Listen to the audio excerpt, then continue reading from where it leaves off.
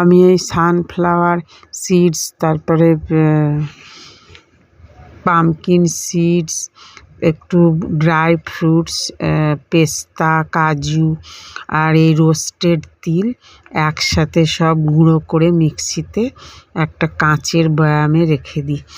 দিয়ে সকালবেলায় ব্রেকফাস্টের সঙ্গে 1 চামচ নিই, বেশি না, কারণ ড্রাই ফ্রুটস থাকে, অনেক সময় পেট গরম হয়ে যাবে বেশি খেলে। তো 1 চামচ এই দুধের সঙ্গে আজকে খেলাম। অনেকে দুধ খায় না আর কি, স্যুট করে না দুধটা, তাহলে ওটসের সঙ্গে বা ব্রেকফাস্টে যা খাবে সেটার সঙ্গে 1 চামচ খেলে খাওয়াও ভালো, হেলদি। আমি আজকে একটু দুধের সঙ্গেই খেলাম, এই যে হাজব্যান্ড মিক্স করে দিল দুধের সঙ্গে, তাই আজকে আমি একটু দুধের সাথেই খেলাম। এমনিতে আমি ওটসটাকে গরম জলে ভিজিয়ে এটা 1 চামচ মিক্স করে খাই।